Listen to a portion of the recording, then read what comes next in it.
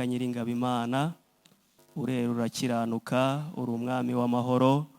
Turagushimiye ko twebwe abateraniye ahangaha waturinze ukaturindira muri iyi si, ukabana natwe mu byo twabayemo mu minsi itambutse yose kugeza uyu munsi wa none. Izina ryawe rihabwe icyubahiro.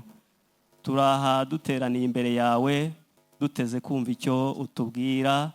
Nyemerera uvugane n'umutima wa buri umwe wese uri aha hantu, kandi mwami mu mvugo yawe habonekemo igisubizo kibasha kutugirira umumaro. Kandi mwami Nyiringabo Imana, unyemerere imbuto igiye kubibwa izabashe kwera imbuto zikwiriye mu gihe cyayo, kandi ibe iyo kudukomeza muri uru rugendo. Nkweretse umugaragu wawe ugiye kuvugira imbere y'ubwoko bwawe, kugira ngo umushyigikire, ubane nawe, umurinde imbaraga mbi yose mu izina rya Yesu Kristo. Kwera kwawe kumugaragareho, umukozi ikara ryaka ku munwa kugira ngo avuge abwirijwe nawe. Kandi Nyiringabo Imana, uturinde umubi, natwe tugiye gutega amatwi twumva, mu izina rya Yesu Kristo. Ijambo ryawe rye guca mu gutwi ngo rihingukire mu kundi. Tubisabye twizeye ku bwa Yesu Kristo umwami wacu, amen.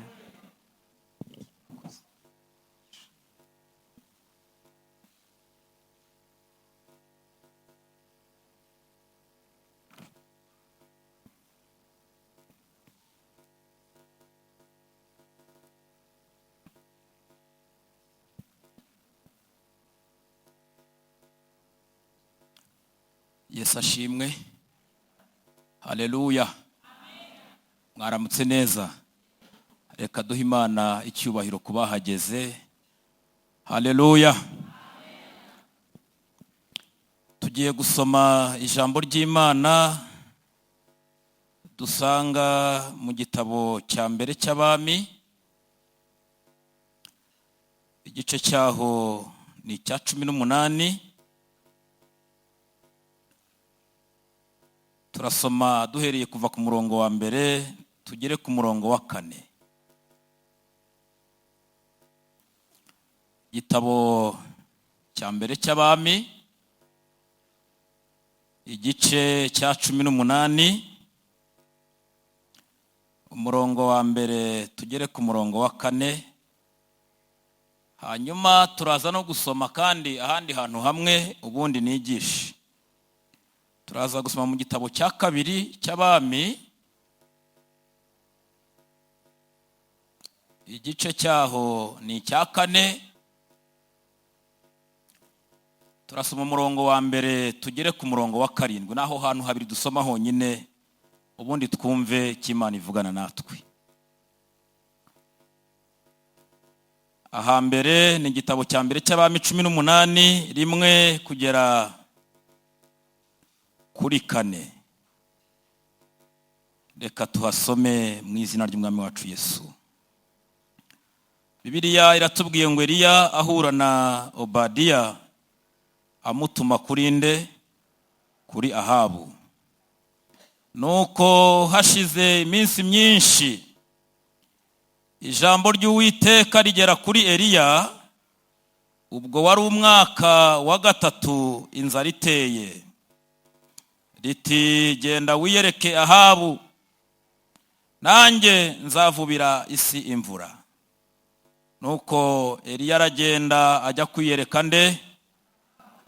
Icyo gihe inzara yari nyinshi cyane i Samariya. Ubwo Ahabu ahamagara Obadiya umunyarugo we. Obadiya uwo yubahaga nde? Gake cyangwa cyane. Ndetse ubwo Yezebeli yicaga abahanuzi b'Uwiteka, Obadiya yajyanye bamwe muri bo 100, abahisha 50.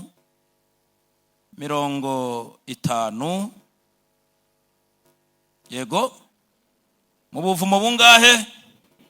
Akajya bagaburira imitsima n'amazi yo kunywa. Amen. Igitabo cya kabiri cy'Abami, igice cyaho cya 4, murongo waho wa mbere tugere ku murongo wa 7. aravuze ngo Elisa akiza umupfakazi iki? Umwenda cyangwa ideni yari arimo. N'abarokore bagira amadeni. Bukeye umugore umwe wo mu bagore b'abahanuzi asanga Elisa, aramutakambira ati, umugaragu wawe ari we mugabo wanje yarapfuye, kandi uzi ko uwo mugaragu wawe yubahaga Uwiteka. None mukozi w'Imana umwishyuza araje, arashaka kujyana abana banjye bombi ngo abagire imbata ze. Elisa aramubaza ati, none se nkugire nte? Mbwira niba hari icyo ufite imuhira. Nawe atumuja wawe ntacyo mfite imuhira keretse agaherezo k'iki? Kutuvuta. Aramubwira ati, genda utire ibintu birimo ubusa mu baturanyi bawe bose, ariko ntutire bike, maze winjirane mu nzu n'abana bawe ukinge. Utwo tuvuta udusuke muri ibyo bintu byose, ikintu cyose uko cyuzuye ukibike. Nuko amusigaho, yinjira n'abana be mu nzu arakinga, bamuzanira ibyo bintu asukamo.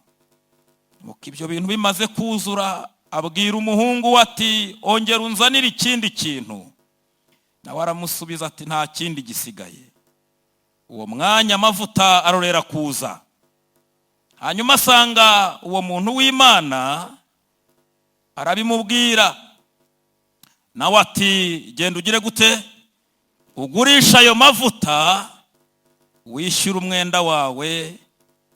Asigara ameze ate? Asigara agutungane n'abana bawe. Imana ihabwa icyubahiro. Haleluya. Babaririmbyi baza iminota 3 barimwo baza, ndabambibwira ya washiptimu. Amazina ku bashyitsi ni Serge Munyampirwa, ndi umugabo wubatse, ndi umugabo ushima Imana ko nkijijwe. Mfite umugore n'abana 4, abahungu ni 2 n'abakobwa ni 2.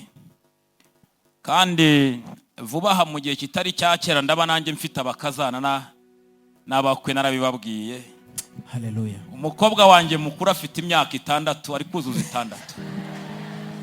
Urumva rero maze iminsi ntaha hano majyego nkasanga uduhungu ku gipanga ahantu nkodesha, ariko namenye impamvu.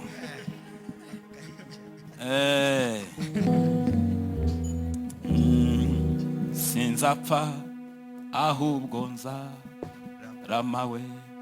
Kubita iyo ngoma tugiye kubwira Imana na Satani. Satani amenye ngo ntabwo tuzapfa. Haleluya. Amen. Duhaguruke turirimbe. Nkunda kuririmbira Imana cyane. Amen. Kubera ko naba muri korari, iyo ngiye kubwiriza nzajya mfata iminota 3 mbanze nanjye niho umubyizi. Amen. Amen. Ntabwo tuzapfa. Ntabwo tuzapfa gupfa. Urupfu ntabwo rwabuze abo rwica.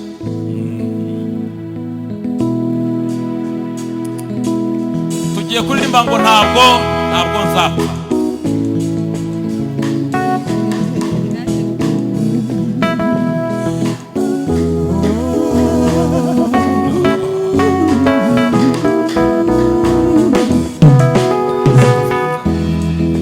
Sinzapfa ahubwo nzarama,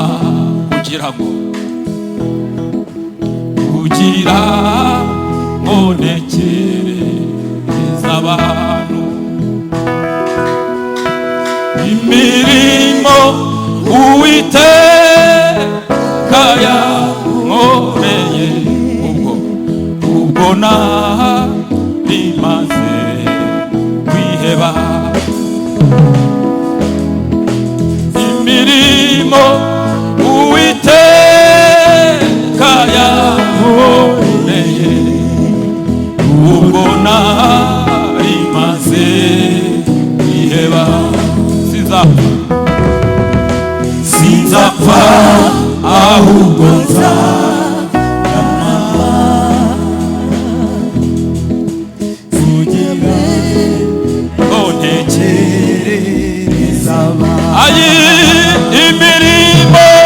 imirimo Uwiteka yamuhoreye ubona rimaze kwiheba. Imirimo Uwiteka yamuhoreye ubona rimaze kwiheba. Nubuhe bwoko bufite Mana yabwibuba hafi nk'uko Uwiteka azahorana natwe. Mutima wanjye humura. Nubuhe bwoko bufite Mana yabwibuba hafi Uwiteka azahorana natwe. Mutima wanjye humura. Ushimwe Mwami wanjye umenyera ubuzima ukama ku byawe kubwo buntu bwawe. Ushimwe Mwami wanjye. Tugiye kubwira Imana ishimwe. Umenyera ubuzima ukama ku byawe kubwo buntu bwawe. Ushimwe Mwami wanjye umenyera ubuzima ukama ku byawe kubw'ubuntu bwawe. Ushimwe Mwami wanjye. Haleluya. Umenyera ubuzima ukama ku byawe kubw'ubuntu bwawe. Ushimwe Mwami wanjye umenyera ubuzima ukama ku byawe kubw'ubuntu bwawe.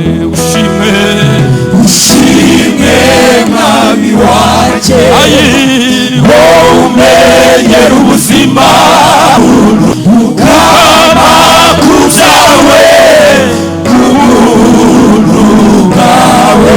Ushimwe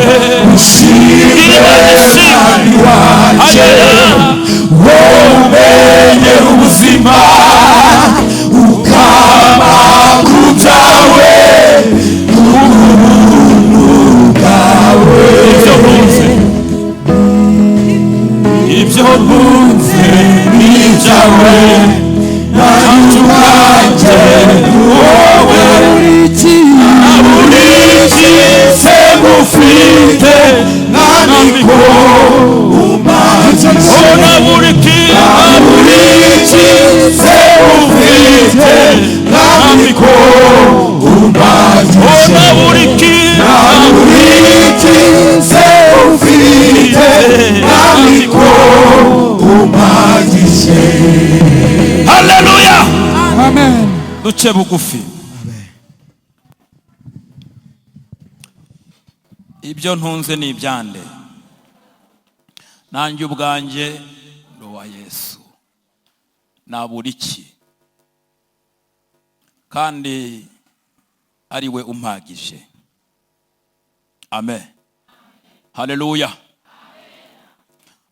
Dufite umwanya tugiye gukoreshamo ibintu byinshi ariko Imana iraduha uko tuwugendamo. Tugiye gukora umurimo woroshye cyane.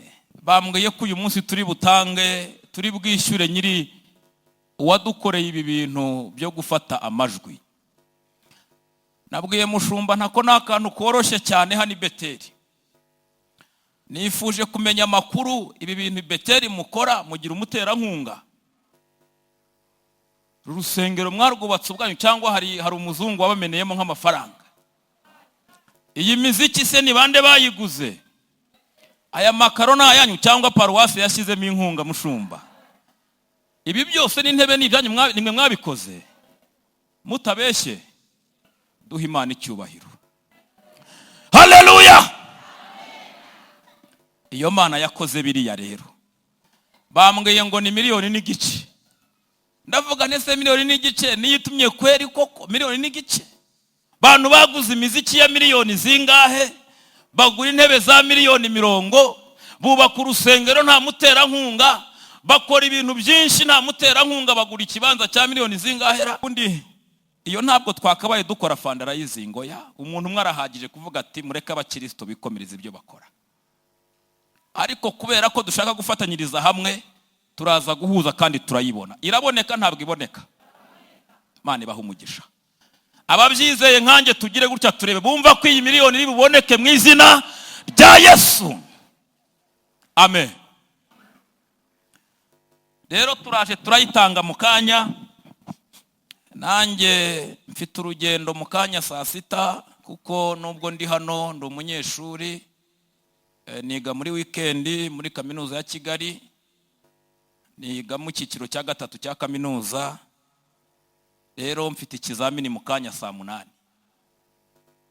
Ariko nabyo ndeka mbanze dukora umurimo w'Imana saa sita mpaguruke ngende. Umuntu w'Imana usenga imbere y'ikizamini asigaho. Niko bimera. Bantu baraye amajoro biga bamagara ati Serije kutari kwiga kutari kuza ngo urari bagiye ejo. Ndavuga nti burya ubwenge bwa mbere kubaho Uwiteka nibwo, kuva mu byaha niko. Ibyo wabikoze ibindi biri nta muntu ujya undusha mu ishuri jewe ntabwo ndamubona. Ibanga ndarizi nukubaha Uwiteka. Amen.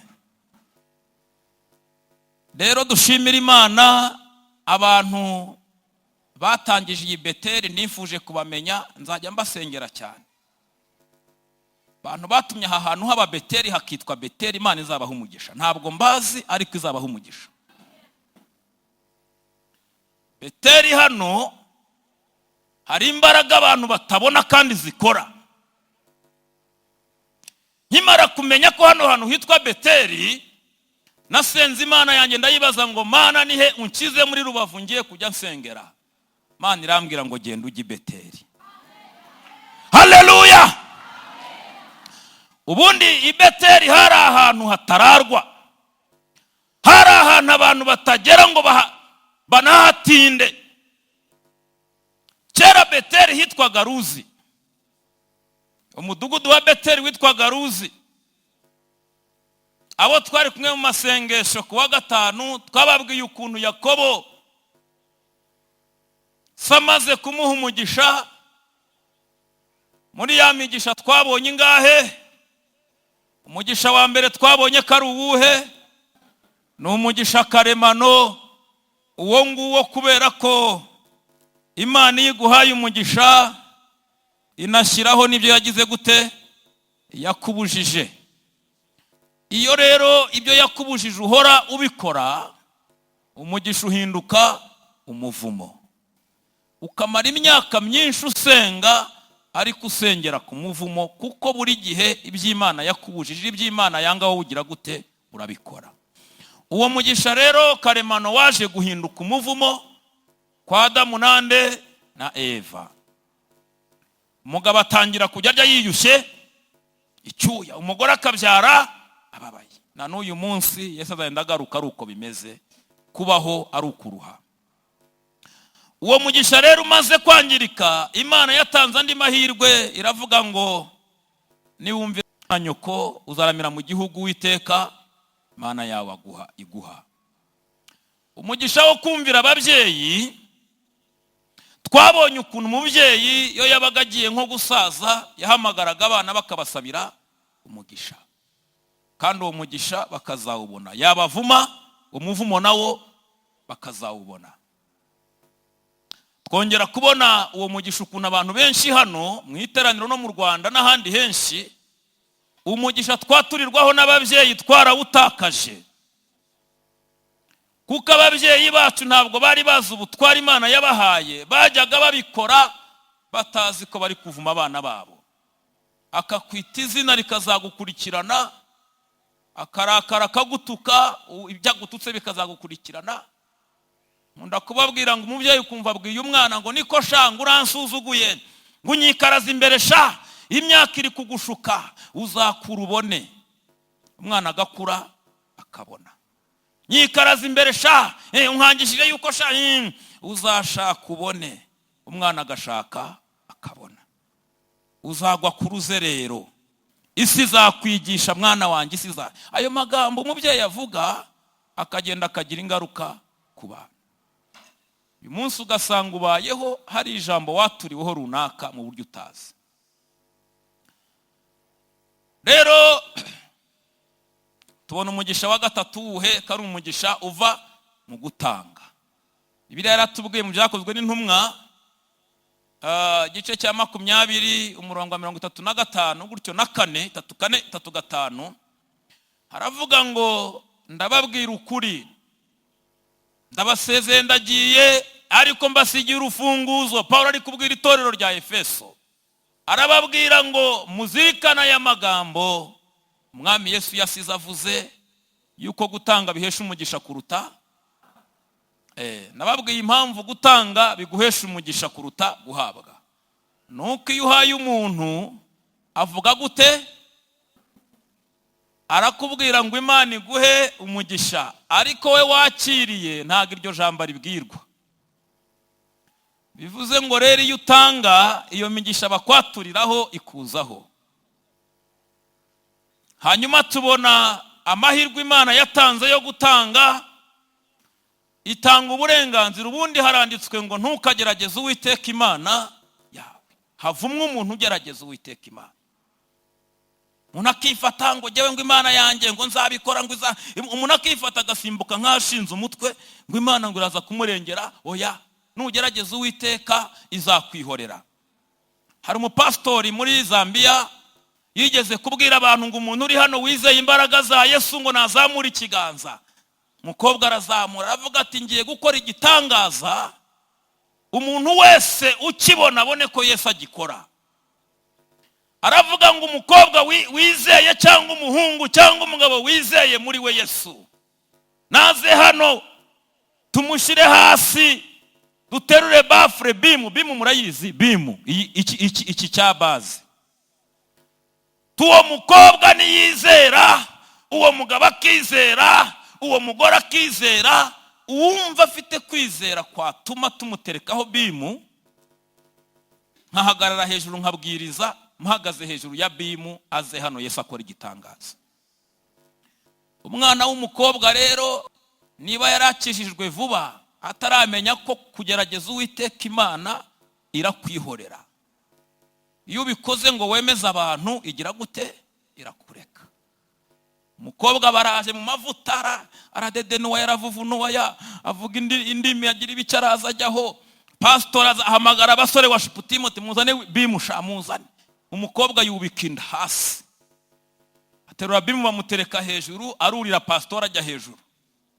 Abantu bakoma amashyi bati ye pastor ati imbaraga rapotenesa ati kuyala. Aravuga indimi atumva.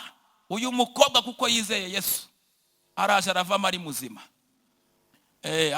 Amuvuye hejuru basanga yumye kera, amaze nk'isaha yakonje. Bajya gushingura. Havumwe umuntu ugerageza, ariko hari umurongo umwe Imana yatanzeho uburenganzira muri Bibiliya. Ibindi byose iravuga ngo nungerageza nzakureka pe, nzanakuvuma, nzanakwica. Ariko mungerageresha iki? Icyacumi n'amaturo bishitse, ubundi nanjye murebe imigisha nzabagomororera uko ingana mukaburaho. None ako kana ko gafunguzo gati Imana yaduhaye karaniye abarokore benshi. Maraki 3 umurongo ndatekereza kuri 3 gutyo kumanuka 10, yego havuga uburyo twemerewe kugerageza Uwiteka, Imana ntigire icyo igira gute, ahubwo tugahabwa umugisha. Mugeragereshe Uwiteka icya 10 n'amaturo. Twarabyize cyane muri seminari, tubona ukuntu icya 10 gikora ibintu bikomeye, tubona amaturo ukuntu akora ibitangaza bikomeye, tubona ukuntu abantu bagiye bakorera Imana batanga, bagiye bahabwa imigisha idasanzwe, iyo migisha ikomeye. Yesu ashimwe. Rero uyu Yakobo navugagaho samaze kumuha umugisha, ahari umugisha hahinduka umuvumo mu kanya gato, kuko umugisha yarawunyaze mukuru we Esawu, ngo Esawu ashaka kwica nde? Yakobo. Yakobo arazerera arahunga, kandi ahunga yarahawe iki? Umugisha. Ntibizagutangaza uri kuzerera kandi ufite umugisha. Twumvishe indirimbo ivuga ngo yavaga mu nzira nyabagendwa agaca mu duki, ngo mu dusesero, kandi afite iki? Umugisha. Nukuri amasezerano, ngo yajya kubona abandi bashima wakajya mu magisha, uwo muntu aba yaranyazwe. Yakobo rero azererana umugisha se yamwaturiyeho, ageze ahantu ku musozi witwa Ruzi. Umusozi witwa Ruzi usobanura ngo nuhagera uhituka tusubira inyuma. Niko Ruzi mu gihe burayo bisobanura. Ruzi, returning aside.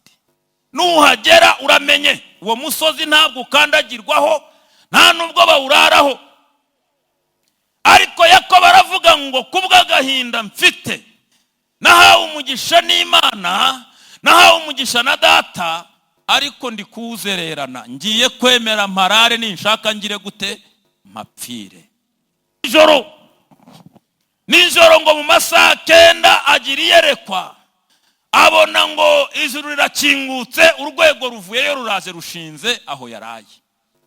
Ngo abona abamarayika bamanuka, abandi mu gitondo Imana irahamubwirira amagambo akomeye y'umugisha, aravuga ngo menye neza ko aha hantu ntabwo ari Ruzi, ahubwo mpise i Beteli, kuko Imana ihari nkaba ntari nabizi ko ihari. Hari abantu benshi batazi ko i Beteli Imana ihari hano hantu. Hari abantu benshi batuye muri uyu mudugudu n'uyu mujyi batazi ko aha hantu hari Imana, ariko Imana irahari mu izina rya Yesu. Haleluya. Nkimara kumenya ko ihari navuze ngo iyi miliyoni Imana mbega amafaranga make, ariko hari ibindi tuzakora. Amen. Bantu baje hano i Beteli nta sura batunga, uyu munsi bafite isura. Ndabeshya? Ntabwo mubizi ko bahari. Abantu baje ahangaha batambara, uyu munsi barambara. Bantu baje aha batagira ahantu baba, uyu munsi bafite aho batuye. Baje aha bakodesha, abandi bafite n'ibipangu bakodesha abandi. Baje aha bagenza amaguru, uyu munsi baraparika imodoka hanze aho tukazibona. Abantu baje hari abashomeri, uyu munsi bafite imirimo, kuko i Beteli hari iki? Hari Imana. Haleluya. Iyo Mana rero iri hano ntaho yagiye, iracyakora. Hari abantu bazi gukorera Uwiteka bamaramaje pe, babizi ko ibi bintu atari igipindi ahubwo bikora. Hari abantu bazi amakuru yo gukorera Imana, je narumiwe. Umuntu ukavuga ibintu byo gukorera Imana wakabyumva kera cyane akaba yagezeyo. Merutse kujya muri fundraising ahantu bari bagiye gukinga urusengero. Ngezeyo igihe ntangiye kuvuga imirimo y'Imana, tugiye gutangira kwitanga, abakristo bose barahaguruka bava mu ntebe zabo. Jewe ngira ngo wenda ntago bafashijwe baritahiye. Mbona batangiye kumera nk'abarwana, birukanka buri wese ajya ku gikuta gufata idirishya. Bamwe bava imbere habariruka bajya gufata, aha nahanjye nijye uzahakinga, muramenya hatagira umfatira ku munyago. Undi ajya hariya ku madiri, barayagabana baratatana, nyoberwa ibimbayeho. Kumbe bari bazi ibanga ryo gukorera iki? Imana. Nzugi barazifata, umwe ataha nahafashe nahanjye, umugabo n'umugore ati aha nahanjye n'abana muramenye, aha nzajya mpibutsa Uwiteka iminsi yanjye yo kubaho kose. Undi ati muramenye, abantu babura ibyo bakinga, bagenda bahita bafata haza agatandikiza gutya agatanya, ataha hose nijye uzahashyira sima. Undi ati nanjye abantu bafata urusengero turukinga umunsi umwe turarupavoma ruruzura. kandi bari bateguye kuzabikora mu inshuro ebyiri, kubera ko hari abantu bazi Imana no kuyitereta. Hari abantu bazi ibyo bakora badashakisha, badakora ari uko umuvugabutumwa yaje cyangwa umusatuzi yavuye i Kigali. Oya, babizi, bazi ibanga ryabyo. Amen. Muri abo bantu rero Bibiliya twasomye itubwiye mu gitabo cya mbere cy'Abami, igice cyaho ni icya 18, hatubwiye inkuru z'umuntu witwa Eliya na Obadiya. Ubundi Bibiliya isezerano rya kera yewe n'irishya ivuga ba Obadiya 13 nibo tugira muri Bibiliya, ba Obadiya 10 n'abangahe, ariko ndavuga kuri uyu Obadiya umwe wenyine.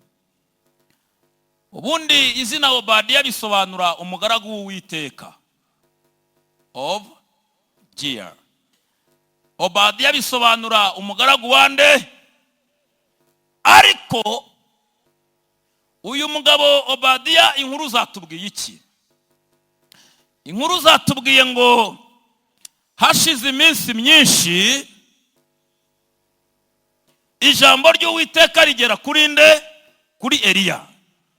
Ubwo wari umwaka wa 3 inzara iteye, riramubwira riti noneho rero haguruka ugende wiyereke umwami Ahabu, nanjye nzavubira isi imvura.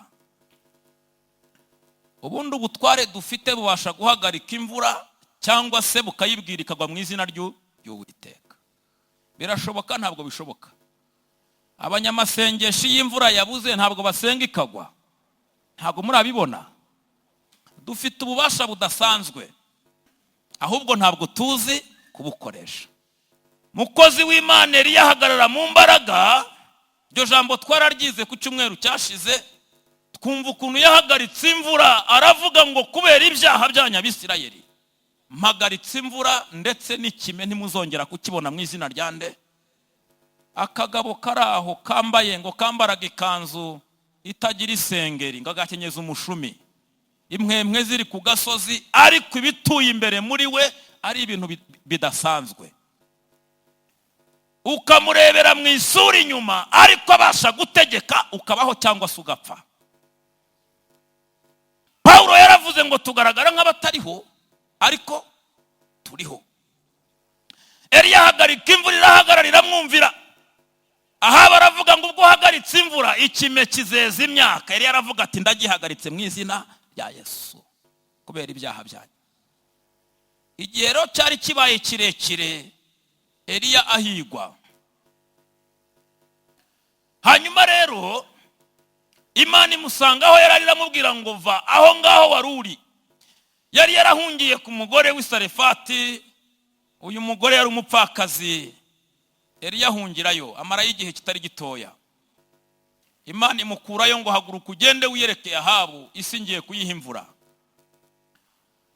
Ariko kubera bamushakishije cyane, abantu benshi bamuhize, umwami Ahabu yari yarasizeho abantu bajya guhiga Eliya ahantu hose ngo uzamubona azamuhemba igihembo gikomeye cyane.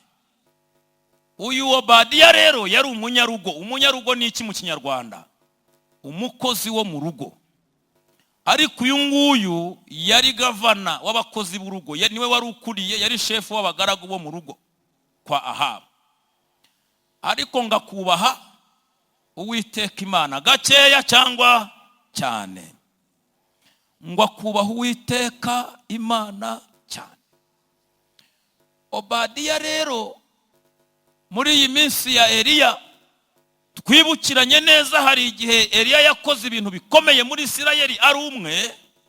Yica abahanuzi ba Bali bangahe? 100, n'abashera 450, bose hamwe bari 850. Ari agahungu kamwe gusa karabica karabarangiza mu izina rya Yesu.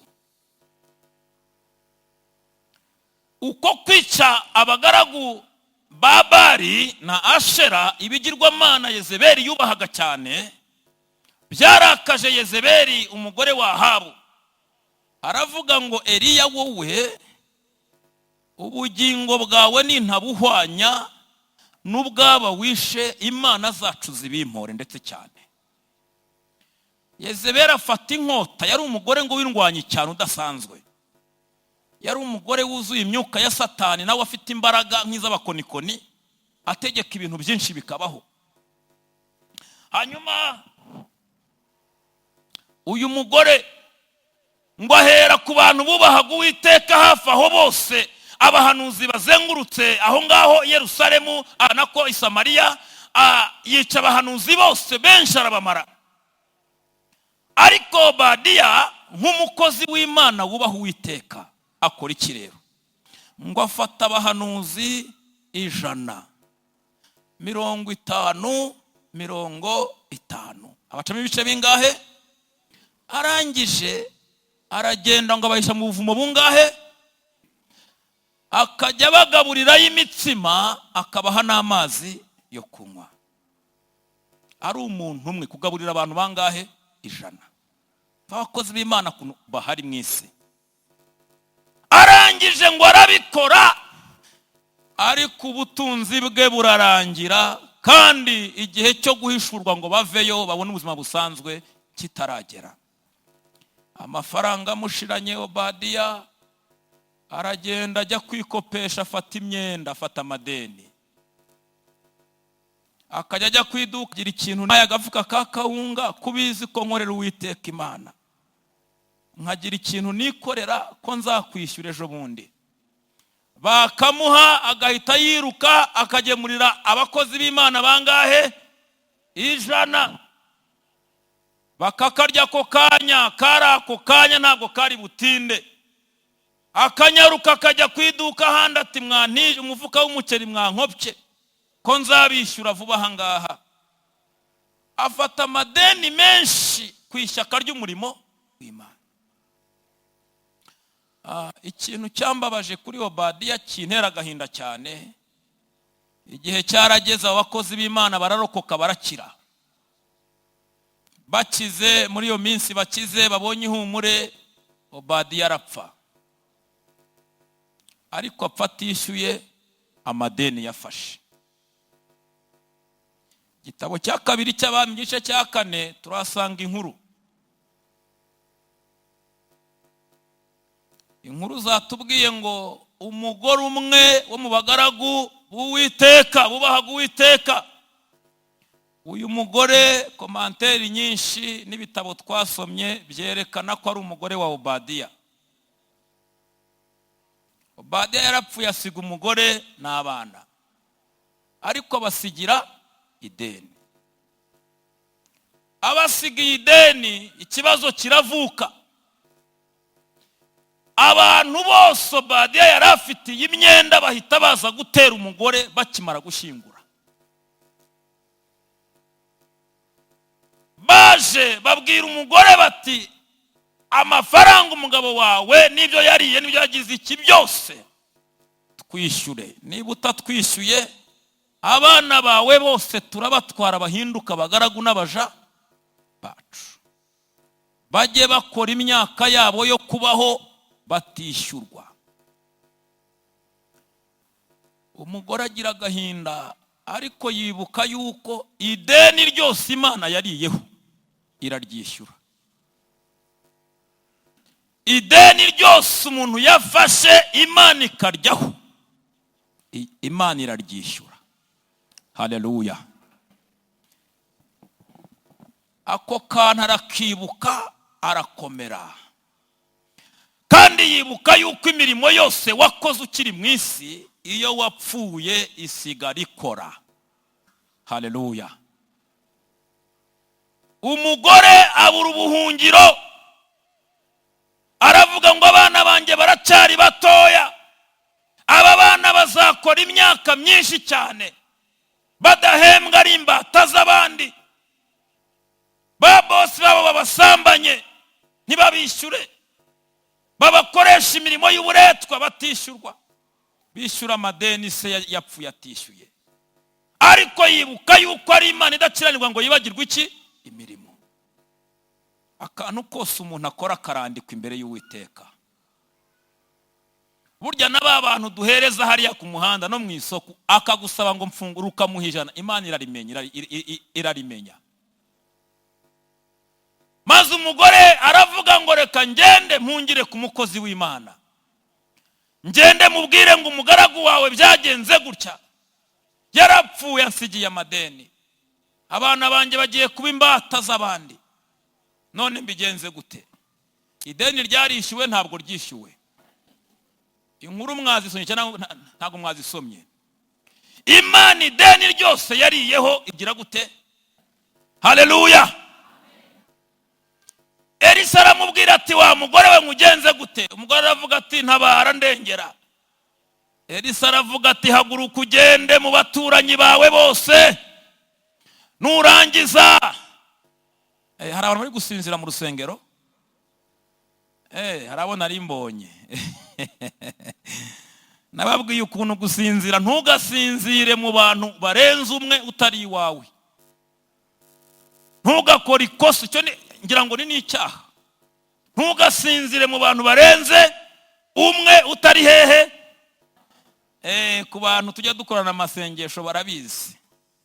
Hari umuntu wataye izina akandagira mu izina rye kubera gusinzira. Hari igihe ucikwa ukagikubita mu bantu. Kandi uraseba imyaka yose yo kubaho. Umuntu yajya niyo waririmba akazana ugafashwa. Abantu bakorera batereka reka uriya muntu se araririmba ikisi, ntaje akabikora se buriya hariya ku rutambiro. Muramenye ntimugasinzire mu rusengero, ni bibi bitera umwaku. Maze rero Elisa aramubwira ati wa mugore we rero urakijijwe cyangwa ntabwo ukijijwe? Umugore ati kandi uzi ko umugabo wanjye yubahaga iki? Uwiteka. Niba ukijijwe rero ikibimenyesha, ndashaka amenye ukuntu ubanye n'iki n'abaturanyi bawe. Nibwo ndi bumenye yuko Imana uhungiyeho nawe wayimenye. Imana niba ubana nayo n'abaturanyi bagomba kubimenya ko ubana n'iki n'Imana. Agakiza watunga kose aho utuye batabihamiriza ko ukijijwe ntabwo burakizwa. Agakiza wagira mu rugo rwawe bataguhamiriza ko ukijijwe ntabwo burakizwa. Hari abantu bakizwa hanze no mu rusengero bageraho batuye no mu rugo iwabo ndani ugasanga ntabwo bakizwa. Maze Elisa aravuga ati rero wa mugore we genda mu baturanyi bawe ukora iki? Utira ibintu biri mu busa. Niba biguha ndamenya yuko uri umurokore. Yaramugerageje bikomeye. Aramubwira ati genda utire ku baturanyi. Umuturanyi mutumvikana yagutiza ikintu cye. Kiriya cyari ikigeragezo gikomeye bantu b'Imana. Umugore aravuga ati ntacyo umutima wanjye unshinja. Nubwo ndi mu makuba y'ideni ariko ubundi nsanzwe mbana neza n'abantu. Arahaguruka ajya mu baturanyi ngo maze suka umutiza, baramutiza byinshi. Elisa aravuga ati menye neza ko ubana n'abantu, kubw'izo mpamvu rero Imana ntikubonyeho umugayo, nanjye sinkubonyeho umugayo. Umugabo wawe ntabwo Imana yamubonyeho umugayo. Fata utwo tuvu tusigaranye usuke muri ibyo bintu watiye, Imana irakora igitangaza. Umugore ajya mu nzu arabikora nk'uko umugaragu w'Imana abimubwiye. Ngo ibintu biruzura byose, ahamagaye ibisigaye abana bati byarangiye byuzuye. Ageze imbere y'Elisa aravuga ati ni Imana yishyura ideni. Imana ideni ryose yariyeho iraryishyura. Iri deni ryawe ryishyuwe kubera ko Imana hari ikintu yariyeho. Abakozi b'Imana 100 bariye ku butunzi bwanyu, banyweye ku mazi yanyu, bariye ku mutsima wanyu, birabarenga mufata amadeni kubw'abakozi b'Imana. Kubw'izo mpamvu rero ideni ryanyu Imana irikuyeho mu izina rya Yesu. Genda ugurisha ayo mavuta yose, ayasigara agutungane n'abana. Uwo mugore yabaye umukire ukomeye. Bavuga amateka yana n'izi saha i Yerusalemu abantu bajya gusurayo ngo afite agace yagiye arubaka kaba gace ke ko kujya afasha imfubyi kuko Imana yamugiriye neza. Haleluya. ideni ryawe Imana yariyeho? Niba itararyaho tugiye kuyihigire gute iryeho? Ibindi uzambwire. Muri iyi minsi mfite ifuhe ry'ikintu cyitwa umugisha, kuburana umugisha w'abakozi b'Imana. Kuki umurokora asenga ari umukene?